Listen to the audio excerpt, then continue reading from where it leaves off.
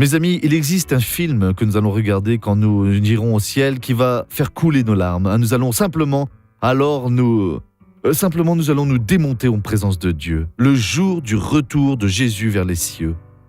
Parce qu'il était Dieu, comme le Père, il s'est dépouillé de sa gloire et est venu comme homme. Durant 33 ans, il a marché sur cette terre, sale de péché, de traître.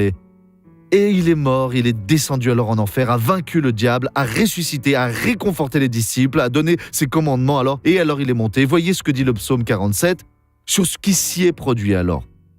Il dit ici, psaume 47, c'est le verset numéro 6. Qu'est-ce qu'il nous dit ici ? Dieu monte au milieu des acclamations. Le Seigneur s'avance au son de la trompe.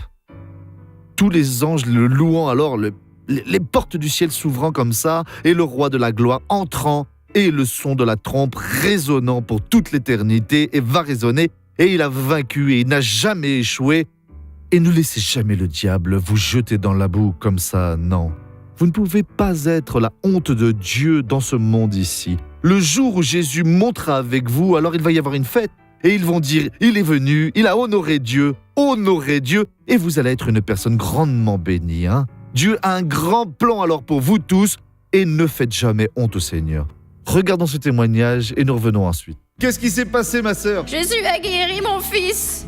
Il était tout tordu, Comment il était, regardez. son petit pied ? Il était tordu, totalement dedans. Mais Jésus a fait l'œuvre maintenant. Vous voyez comme c'est beau, messieurs, dames, vous voyez ? Gloire à Dieu, alléluia. Je suis très heureuse. Je ne sais même pas comment vous remercier, pasteur. C'est Jésus qu'il faut remercier, Merci, madame. pasteur. Quel âge il a ? Il va avoir 2 mois. Et comment il s'appelle ? Arthur. Arthur, tu es béni maintenant. Alléluia. Père, j'unis ma foi avec la foi de toutes ces personnes. Pardonne-les, Père. Elles sont inconsolables parce que se sont souvenues du péché. Cela, je ne veux pas. Le Seigneur dit que si nous confessons, le Seigneur est fidèle et juste pour pardonner.